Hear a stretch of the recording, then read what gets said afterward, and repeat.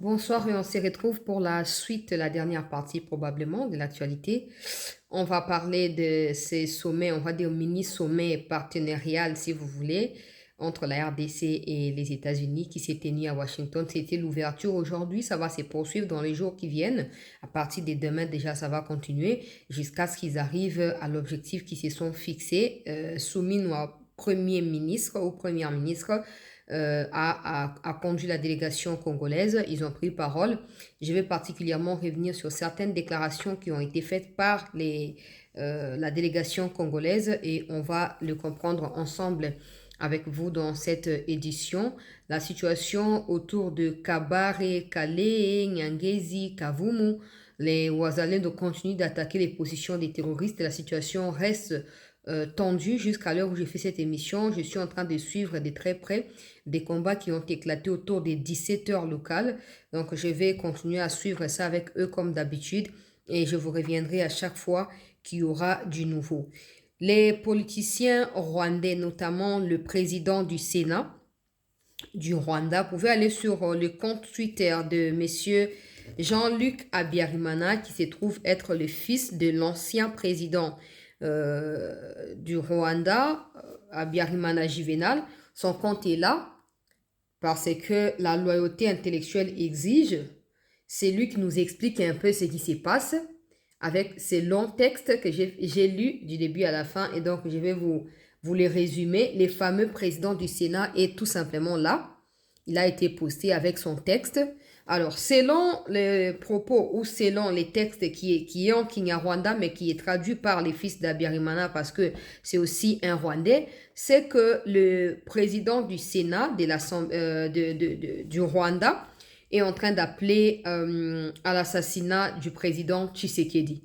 Dans sa communiqué faisant suite à ce qui s'est passé à Bruxelles, vous allez vous souvenir le 10 octobre dernier, quand le chef de l'État a tendu la main à Paul Kagame pendant que vous vous moquez de Tshisekedi ici au niveau national, pendant que certains inconscients qui ne maîtrisent pas la géopolitique ni la géostratégie face à ce genre de situations, qui ne comprennent rien, mais qui s'adonnent quand même à des insultes, qui essayent de rabaisser les chefs de l'État comme quoi, ouais, il a fléchi finalement, il a demandé pardon. Je ne sais pas si tendre la main et demander pardon sont des mêmes mots ou des mêmes verbes, je ne sais pas, ou les mêmes phrases, je ne sais pas. Bref, cette main tendue du président Tshisekedi n'est pas du tout bien reçue.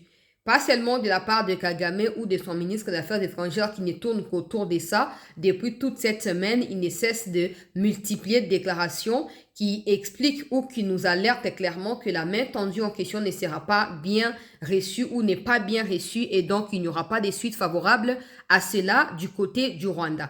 Alors, selon les textes qui a été écrit ici par le fils de Habyarimana, monsieur Jean-Luc Habyarimana, c'est que ces sénateurs rwandais appellent à l'élimination physique du président de la République. Dans son texte qu'il a écrit en Kinyarwanda en s'adressant au M23, il leur a demandé d'abattre avec une arme à feu et à coup d'une munition sec la grosse tête du président Tshisekedi qui a énervé les pouvoirs de Kagame, qui a voulu faire rouler Kagame et le présenter comme un criminel alors qu'il ne l'est pas. Les M23 doit s'engager activement à éliminer physiquement Tshisekedi, à lui tirer dessus rapidement avant que la situation ne soit retardée. Que ce qui a été signé à Doha, que ce qui a été signé aux États-Unis ne peuvent absolument pas aboutir à quelque chose si les M23 n'abattaient pas à base de fusils le président Tshisekedi. Le fameux sénateur s'appelle Evode Uwizeyimana. Evode Uwizeyimana. Donc, c'est le président, apparemment vice-président du Sénat du Rwanda, qui a demandé au M23 d'abattre le président Tshisekedi parce que le président Tshisekedi a humilié Kagame en lui tendant la main dans un sommet économique qui avait pour but de mobiliser des partenariats et non pour accuser le Rwanda. Bon là, j'avais déjà expliqué dans l'émission que j'ai jugée spéciale, hein, ce n'est pas du surestime de soi, mais cette émission, elle a été bien faite. J'ai déjà diffusé ça, mais je reviens quand même. Parce que ça fait déjà plus de 4 jours. C'était les 10. Nous sommes les 14 aujourd'hui. OK? Donc, normalement, on doit déjà passer à autre chose, non? Parce que même ceux qui ont insulté Tshisekedi sont déjà passés à autre chose. Mais du côté du Rwanda, apparemment, c'est la pilule qui ne peut pas être avalée. C'est la pilule qui n'arrive pas à être avalée. Le Rwandais, les pro-Kagame, ne joue que sur l'élimination du chef de l'État congolais. Pendant que toi, ici, dans la réseau sociaux, tu dis, Tshisekedi a trahi Mboka, oh humiliation, oh soni, eh bonaboué, abadaki ko menacer siko a zong sou simande ni ayoki soni. Pendant ces temps, les Rwandais, eux, pensent que la déclaration à Koloba, que je t'étends la main aujourd'hui pour qu'on fasse la paix, pour que tu retires tes troupes, pour eux, c'est une menace. Pour eux, Tshisekedi a présenté Kagame comme les criminels. Il y a 21e siècle en Afrique. Pour eux, Tshisekedi a trouvé un sommet économique, un forum économique comme un forum mais à accuser Kagame comme criminel, ce qui pour eux signifie que des partenaires au Rwanda mais qui kosenga kebaya ko investir ba ko yate donc ils allaient faute à Tshisekedi. Wana zali interprétation au ndeko mwana mboka ya Rwanda Jean-Luc Abiyarimana zo comme texte na ezali mulai. Situation ezali ko c'est compliqué. La question c'est pourquoi vous avez du mal à lire ce que les Rwandais disent. Parce que vous vous arrêtez aux propagandistes et kabylistes déguisés et tout ça qui se cachent au milieu de nous, soi-disant des Congolais. Mais pourquoi vous n'allez pas chercher directement les informations auprès des Rwandais? Parce que déjà à la base, l'opposition rwandaise n'existait pas. Donc, en termes de contradictions face à ce que Kagame dit, il n'y en a pas au Rwanda. Mais ceux-là qui sont avec Kagame, pourquoi vous n'allez pas lire ce qu'ils disent, par exemple? Parce que bon, bakenga n'a pas dramatisé, mais il faut aller. Na pesi na kombo na ye, bokene kuna boke koluka bino moko. Yango na saki bande kunanga na ozwa time beti na commenter parce que c'est clair. Je vous ai déjà expliqué que ces discours-là n'étaient pas un discours de faiblesse. N'était pas un discours non plus d'étendre vraiment la main au vrai sens et à tendre la main. C'était quand il dit que je n'ai jamais eu des intentions belliqueuses à l'encontre de ni Rwanda ni Ouganda, c'est clair qu'il dit que ces deux pays-là, contrairement à eux, ok? Moi, je n'ai jamais eu des intentions à quoi attaquer, mais eux sont sur mon territoire. Ils me tuent. Ils tuent mon peuple. Ils m'agressent. Il suffit, il y a autant moi moquer ma figure de style pour inverser discours wana, pour inverser peu personnage, pour comprendre que Tshisekedi a peint Kagame devant le monde comme un criminel. Et maintenant, parce que Kagame était déjà en train de changer les situations en son avantage depuis un certain temps, maintenant ça vient tout bloquer. Pas seulement parce que le président l'a dépeint comme un criminel, mais parce que sa réaction impulsive n'a pas tardé à arriver et cette réaction a confirmé les intentions belliqueuses au Tshisekedi a évoqué qui n'a qu'à discours là. Pour le Rwandais, Tshisekedi c'est un homme à abattre. Yaone Sakibino, ne cherchez pas à tomber dans les pièges à Bamoboutistes qui ont milité pour que le maréchal parte. Et d'ailleurs, c'est son anniversaire aujourd'hui. Selon son fils Nzanga Mobutu, il aurait eu 95 ans aujourd'hui, que son âme repose en paix. Ça reste le père de l'unité. Ça reste quelqu'un, peu importe, dites ce que vous avez à dire, il était au service de l'Occident. Au moins, il y avait l'unité. Au moins, nos territoires n'étaient pas attaqués de n'importe quelle manière. Où il n'y avait pas de Congolais. Les Tchombé ont essayé, ils ont été rapidement éliminés. Ok? Laurent Désiré, il est resté dans ses maquis jusqu'à ce que les Occidentaux puissent lâcher Mobutu avant que Baye Banako rescapé Bissi Kazalaki. Il a connu des mauvaises périodes, parenthèse Mokena Fungunda Kanganoki. Donc, mais il a réussi quand même à s'imposer comme unificateur. Il y a République, il y a Zaïre à l'époque. On gardera de lui cet héritage-là. Et personne. Dites, tu n'étais pas là. Tu dis des choses, je m'en fous. Je retiens de lui l'unité et l'unité. Dites ce que vous avez à dire. Bref, dans cette situation ici, pour nous, c'est que nous avons commenté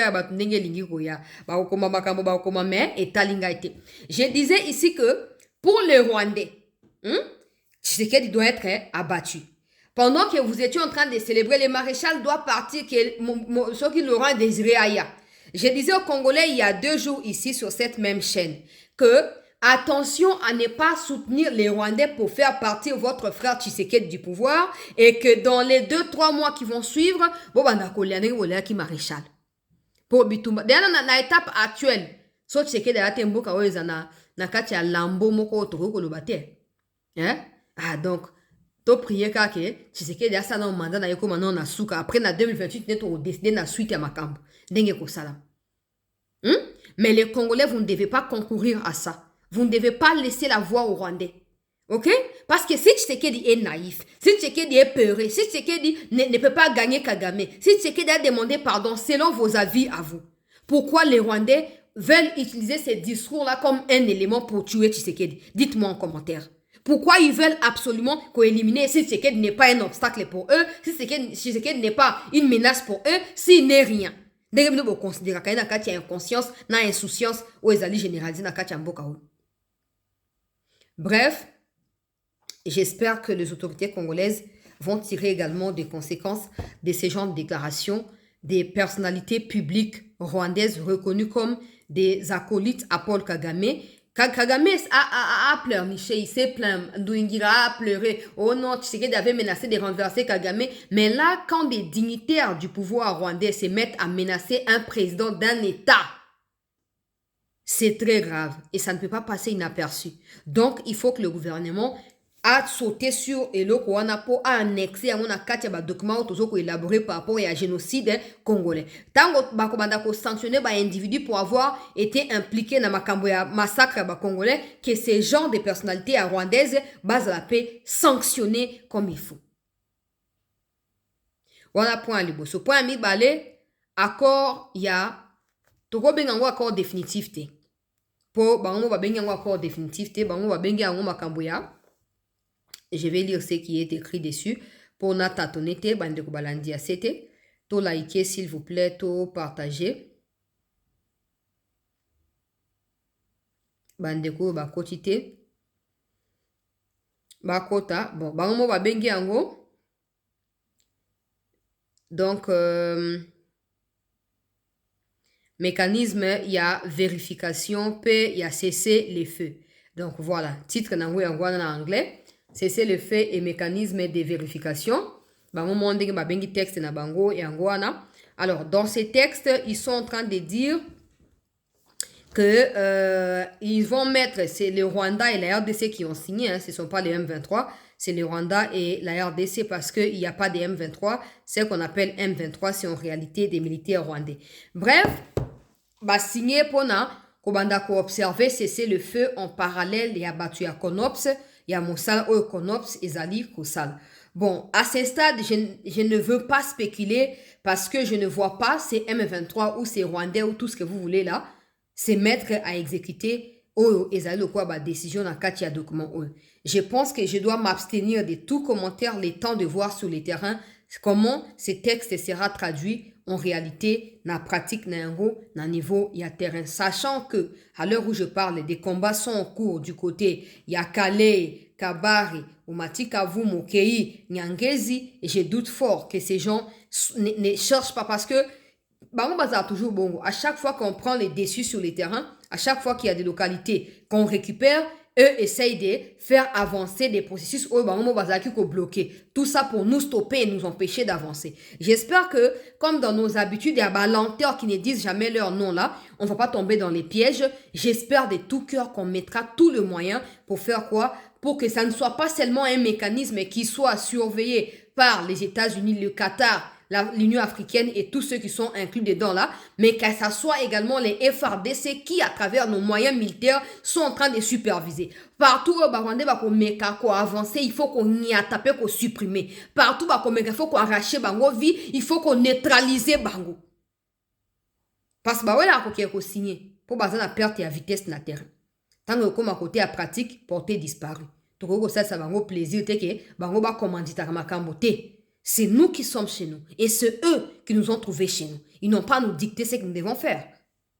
Donc, je m'abstiens de tout commentaire. Il est temps pour moi de voir, évidemment, ces textes être concrétisés par les terroristes rwandais de l'armée rwandaise sur le territoire congolais. Alors, il y a ce sommet qui a été ouvert aujourd'hui par Madame Souminwa, Premier ministre de la RDC aux États-Unis, elle qui accompagne une délégation. J'ai vu le ministre Paluku qui a fait un speech ou un discours que je vais dire, pas un discours, il a pris parole de manière captivante pour inviter avec conviction et avec des éléments en appui les investisseurs américains pour venir investir au Congo. Ceux qui n'ont pas suivi cette vidéo dans son intégralité, écrivez-moi sur WhatsApp. Je vous enverrai les liens comme j'ai fait avec vous il y a 2 jours avec les discours du chef de l'État face aux Congolais de la Belgique. Alors, le ministre Paluku a pris parole en premier en ce qui s'agit de la délégation congolaise.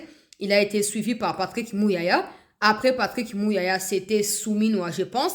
Après Souminois, il y a eu des sessions de questions-réponses de journalistes américains qui voulaient savoir un peu le contour de comment on prépare les choses, comment on garantit également les climats du point de vue de sécurité aux investisseurs américains, comment on s'attend avoir des impacts justement de ces investissements et surtout comment nous nous préparons à pouvoir combiner nos compétences avec celles américaines qui nous seront proposées par des entreprises américaines. Donc Soumino a répondu un peu grosso modo que voilà, toutes les mesures ont été prises par rapport à cela et que dans les jours à venir, elle invite les Américains à venir observer de leurs propres yeux ou de vivre comment les préparatifs sont déjà sur le terrain pour, on va dire, en prélude de leur venue au Congo pour des investissements. Et là également, expliqué, on lui a posé la question sur les mesures de sécurité pour sécuriser ou garantir la sécurité des investisseurs. Elle a répondu que des services de renseignement et de sécurité travaillaient dessus et donc des investisseurs américains pouvaient demander aux membres des services de renseignement qui étaient sur place des informations parce qu'on ne peut pas le partager comme ça sur la place publique. Je comprends cet aspect de, voilà, des informations liées à la sécurité, pas toujours une bonne idée d'en parler à la place publique. C'est bien, même si les restes des explications pour moi ne sont pas clairs.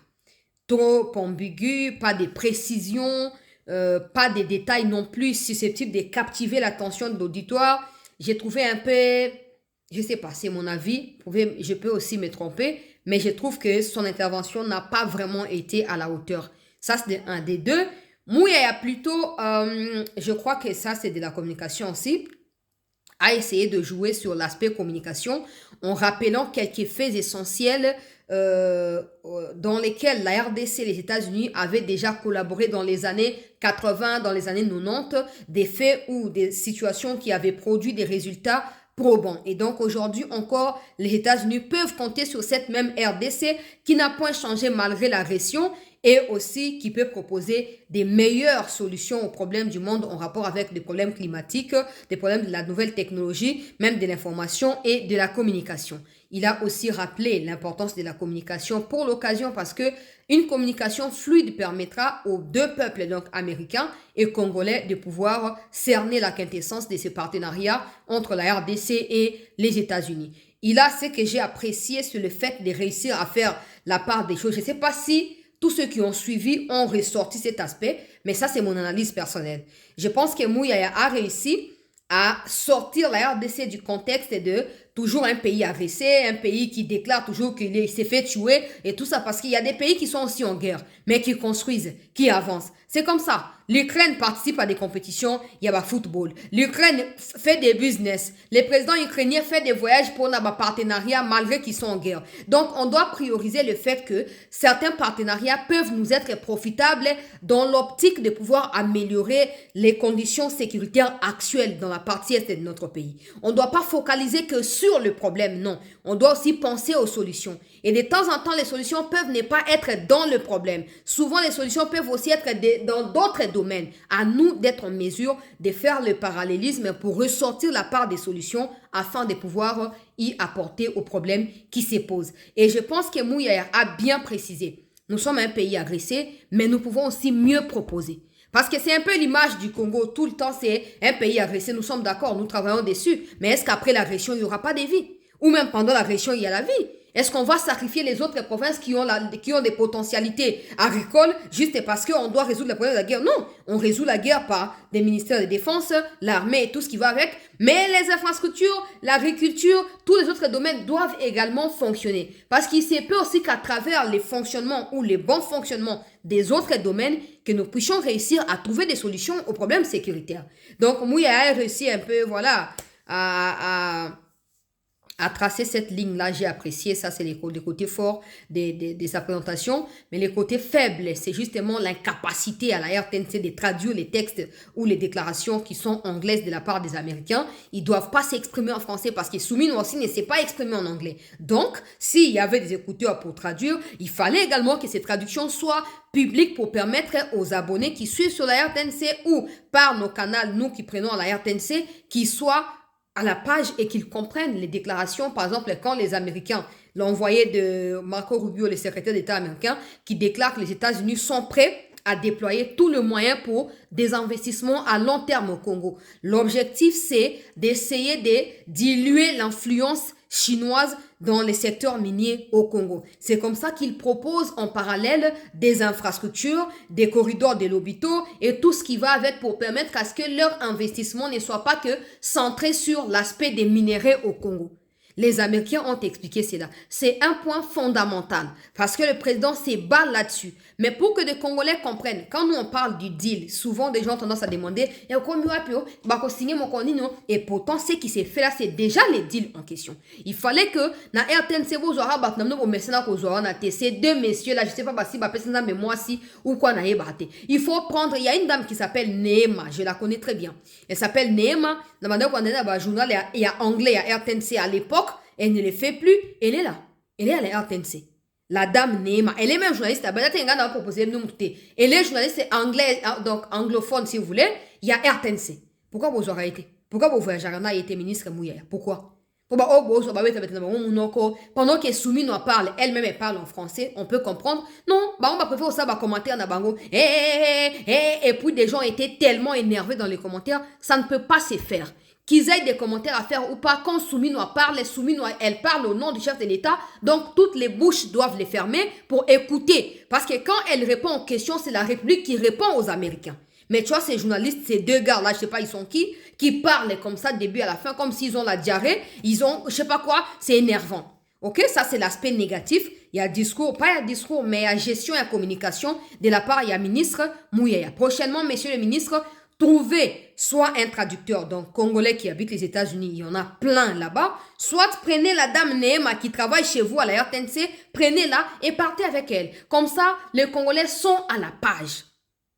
Les Katumbi et tout ça, les satana va on ça ni.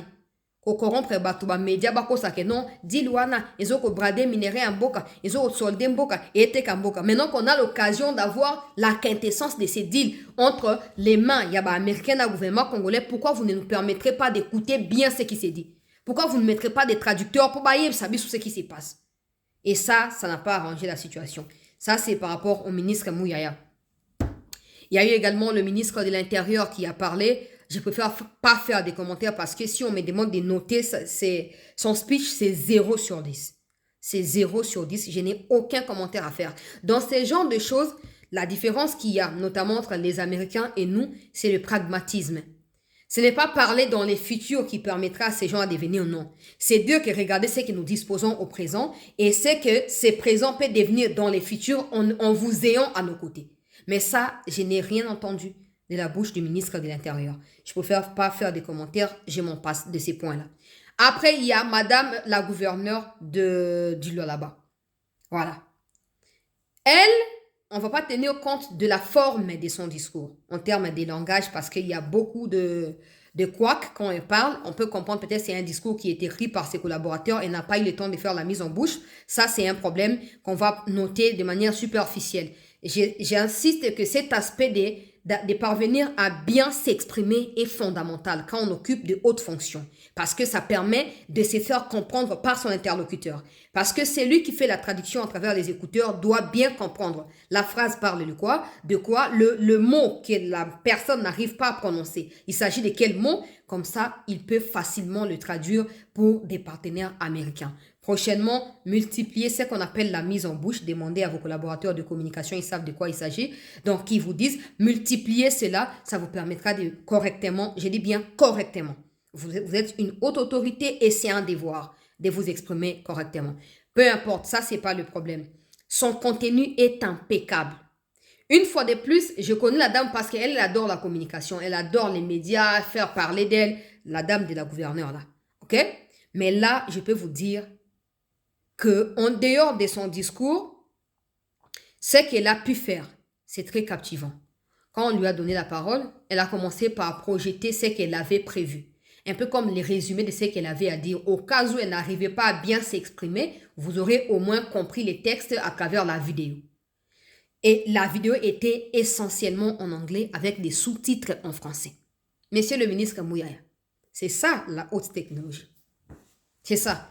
Si elle, en province, elle peut le faire, imaginez-vous au niveau national. Vous devez mieux faire qu'elle.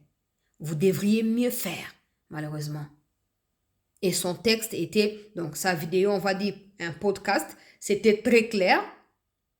C'était très clair, ça répertorie un peu les aspects de pourquoi vous allez investir dans le Lualaba, qu'est-ce que le Lualaba dispose déjà en termes de moyens et tout ça, ou de domaines d'investissement, qu'est-ce qu'ils ont déjà comme développement au niveau des minéraux ou de l'exploitation du traitement des minéraux. C'est pas qu'on va faire ceci, on fera cela, oh, on va prendre telle loi comme j'ai entendu pour le ministre de l'Intérieur. Il y aura tel décret ministériel qui sera pris prochainement. Ça, c'est pas le problème des Américains.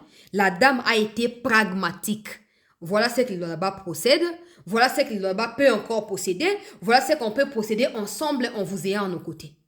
Actuellement, nous sommes à tel budget d'exploitation, d'exportation, et nous sommes à la main-d'œuvre d'autant de pourcentages. C'est un peu comme la première dame. Si vous regardez, comparez la communication de la première dame à la communication du président Tshisekedi, vous verrez que première dame a l'équipe, communication à Fatina niveau. Communication à première dame, c'est structuré, c'est adapté et c'est moderne. Mais communication à Fati, ce sont les mêmes personnes. Les mêmes personnes. Fati Ake Makamboya, Bilanga, Bakei. Donc, Bango Baza ba expert en tout. Ils ne peuvent pas léguer des tâches, non. Ils sont là partout parce qu'il est directeur de ceci à la RTNC, directrice de cela. Donc, à Bango Nefo Bazal. Et pourtant, il y a des gens plus compétents que eux, surtout en matière de langue. Parce que si le canal par lequel vous transmettez l'information, ou on peut appeler onde, qui permet la transmission de l'information, n'est pas en bon état, il y aura ce qu'on appelle, interférence, et donc le message ne sera pas bien compris par les récepteurs. Ça, les communicateurs, les communicologues, les communicants, tout le monde, je pense qu'ils le savent plus que moi. Donc, on voit que première dame, quand elle fait des sorties là, fondation et vous sentez que c'est une suite logique de quelque chose qui avait déjà commencé. Et ils ont continué de manière bien structurée, bien élaborée. Mais quand c'est facile, on a l'impression qu'on prend quelqu'un dans la rue, on l'intègre là-bas, et pourtant, il y a des gens compétents. Et la dame Masuka, malgré quoi quand elle parlait, vous sentez que même son texte a été solidement bien préparé. Il faut approuver ce qu'il y a de bien, critiquer madame Petroloba. Son texte était bien écrit pour parler des faits concrets et sa vidéo vient juste mettre encore les piments même dans la soupe là et puis voilà. Donc, grosso modo, les travaux de ces partenariats États-Unis-RDC ont commencé aujourd'hui. Ont commencé aujourd'hui à Washington sous les labels ou sous ce qu'on appelle au Congo ici le haut patronage du président américain. Parce qu'il y a le ministre des Affaires étrangères des États-Unis qui est également présent dans ces assises-là. Un peu une manière, il y a qu'au déployer au Congo. Je vais rapidement chuter pour dire au président Tshisekedi, bravo, n'a initiative en Dengwana. Des gens qui sont castés, donc en termes de casting, pour prendre part à ce genre de choses, doivent être des gens compétents. Même s'il faut prendre des compétences étrangères pour pouvoir bien peaufiner nos compétences, prenez ces compétences-là pourvu que nous soyons convaincants, persuasifs et capables de ramener ces investisseurs pour lutter contre le chômage et les sous-développements dans notre pays. C'est déjà un très bon départ. À l'époque des Kabila qui réunit aujourd'hui des traîtres au niveau du Kenya, on ne pouvait pas espérer voir des Congolais qui sont dans la Maison Blanche, silicone et avalé. Tiens, qui est dans Google, maintenant silicone avalé, c'est quoi? Parce qu'apparemment, c'est là que toutes les industries sont basées. Makambreba minéré, nous sommes aux États-Unis et d'ailleurs, l'industrie à filmographie, nous sommes aux États-Unis. Nous avons Silicon Valley. Bon, c'est quoi? Petite région des États-Unis, Californie, de San Francisco, entre San José et Palo Alto cite de nombreuses implantations de haute technologie. Elle doit son nom à la densité des établissements industriels utilisant le silicium comme matière première pour la fabrication des semi-conducteurs. On y trouve de la haute technologie, de l'industrie de fabrication des batteries électriques et des minerais sont souvent sollicités par ces entreprises qu'on peut qualifier de haute technologie minière installée dans Silicon Valley. Donc, ezali ngai te ezali Google, bokende pe kotanga mo chose facile, ezanga ite boya lo ba yo kumisaka Tshisekedi, yo lo ba kaka boy. Yango wan donc bisika yo minerai kendaka na États-Unis nde na Silicon Valley wana. Bisika yo ba fabrikaka biso voiture électronique américaine de kuna. Oh télévision, oh smartphone, oh iPhone, oh nani Samsung, soit de Samsung na Chine. Même iPhone, je crois aussi en Chine. Mais bisika ba rafina kanyo soko ba tekaka kuna. Bisika yo basaka ba transformation nyonso ba minéraux bazoro comme si ça maquillait ba kongolais na Kivu kuna. Aujourd'hui, la RDC a réussi à faire asseoir autour d'une table tous ces gens-là. Ce n'est pas seulement un signe d'un pas vers des investissements, mais aussi c'est pour faire savoir à ces gens-là que vous n'avez absolument pas besoin de passer par le Rwanda pour que le Rwanda nous tue, pour voler nos minerais et venir vous les vendre à un bas prix. Non, venez auprès de nous-mêmes. Voilà, on a fait déplacer notre première ministre, elle est venue jusqu'ici pour ses assises ici. Donc, nous prenons au sérieux ces partenariats. Nous voulons que ces partenariats apportent des fruits et que vous cessiez de soutenir des groupes armés en cherchant à obtenir les minerais dans l'Est du Congo. Vous ne pouvez pas voir l'importance de cela. Il est temps pour moi aussi de questionner un peu des diplomates, des sources un peu hautement placées pour avoir l'idée générale de ce que la RDC peut gagner derrière cette visibilité-là. Et on va continuer à partager. C'est une opportunité énorme. Si on réussit à avoir des hommes crédibles, des hommes compétents, des hommes capables pour faire basculer la donne des choses, je vous assure que ceux qui achètent des cobaltes, des thym, des tungstènes au Rwanda, parce qu'ils sont basés là-bas. Oh, bah Bill Gates, Nabino et bah Microsoft, banani, bango tout basé na Silicon et à Valley Yuan. Donc, toko kamata bango, le quoi baza inclus na katia, accord il y a Washington et il y a plutôt il y a deal na États-Unis, toko kamata bango, bah quoi investir na Congo. Et c'est là que la lutte contre le chômage va commencer. C'est comme ça que vous voyez quand on vous dit que ces deals est combattu. Vous ne comprenez pas. Kabila sait déjà que ça finira par affaiblir le Rwanda, ça finira par ramener tous les investisseurs au Congo. C'est comme ça qu'il a dit, bon, ok, mais aussi pour échouer. 18 ans, il y a échec, aucune leçon à nous faire aujourd'hui. Et personne qui a la tête qui fonctionne ne peut écouter Kabila. Bravo au président Tshisekedi, bravo à la délégation du gouvernement, bravo aux investisseurs congolais qui ont également pris parole. Je n'ai pas retenu tous leurs noms, mais ils ont été dans l'ensemble impeccables. Ils ont planté les décors d'un partenariat qui pourrait apporter des fruits, évidemment, en faveur du peuple congolais en premier, avant de parler des Américains. Donc, nous comptons sur cela et nous espérons que tous les moyens seront mis en œuvre, que nos critiques seront écoutées et pas considérées comme des attaques personnelles, parce que souvent, vous êtes sensible et quand vous échouez, vous ne voulez pas qu'on vous rappelle vos échecs. Considérez nos critiques comme des situations qui ont coaqué, donc il faut les améliorer et avancer. Donc prochainement, à partir de demain, il faut qu'il y ait des traducteurs pour que les Congolais comprennent, pour qu'ils soient également à la page. Merci à tous. Les combats se poursuivent en ces moments dans le sud Kivu. Nous apprenons que Bukavu serait encerclé par des Waza et leurs partenaires que je ne peux pas citer ici. Nous apprenons qu'ils seraient déjà, donc Bukavu serait déjà encerclé. Pour l'instant, je sais que les combats se passent à Nyangezi qui est une commune dans la ville de Bukavu. Donc, on va dire un peu comme des banlieues. Le quoi, Bamasina, Bakingasani, à Kinshasa, mais à Bukavu, Sikolo. C'est là où se déroulent les combats pour descendre vers l'aéroport de Kavumu, descendre du côté Calais et Kabare et continuer. C'est là que des combats s'intensifient depuis 17h, 16h, 17h local, Kuna Nakati à partie Est et Ambo Kanabiso. Je vous reviens, peuple congolais, à chaque fois qu'il y a quelque chose de nouveau, je ne vais plus accorder de l'importance à Kabila parce que je pense que je risque de faire davantage sa publicité en cherchant à mettre des commentaires là-dessus. Donc, restez en attente, très chers compatriotes. Ils ne méritent pas notre attention. Focalisons notre attention sur ce qui est essentiel, notamment ce qui se passe aux États-Unis, parce que ça pourrait ouvrir la voie à la reconnaissance du génocide congolais. Ça pourrait ouvrir la voie à un partenariat beaucoup plus fluide, peuple congolais, et beaucoup plus élaboré et crédible entre la RDC et les États-Unis qui sont réputés de soutenir le Rwanda depuis toutes ces années. Merci et bonne soirée.